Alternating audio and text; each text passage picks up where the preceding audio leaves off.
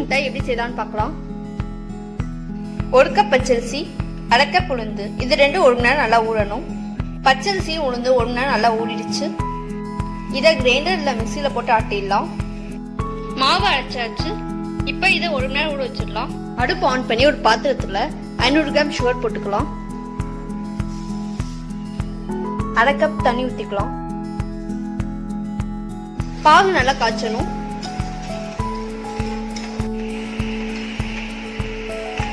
பாகு நல்லா வந்துருச்சு.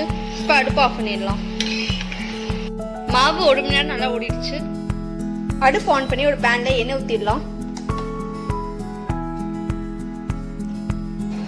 எண்ணெய் நல்லா பாயில் ஆகணும். எண்ணெய் நல்லா காஞ்சிருச்சு. இப்போ பால் கவர்ல மாவை போட்டு புழிஞ்சிடலாம்.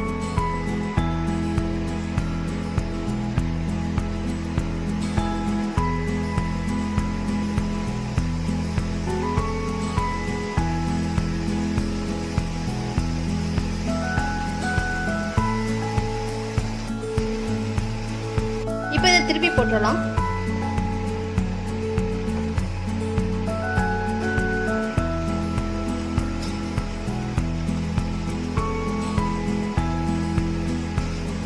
லைட் ப்ரௌன் ஆயிடுச்சு. இப்போ இதை எடுத்துடலாம். இப்போ இதை சூடாக எடுத்து ஜீனி பாகில் போட்டுடணும். ஜீனி பாகை சிம்ல வச்சு அதில் அரிசி மிட்டாயை போட்டுடலாம். அரிசி மிட்டாய் செஞ்சாச்சு. இந்த வீடியோ பிடிச்சிருந்தா லைக் பண்ணுங்க, ஷேர் பண்ணுங்க, சப்ஸ்கிரைப் பண்ணுங்க.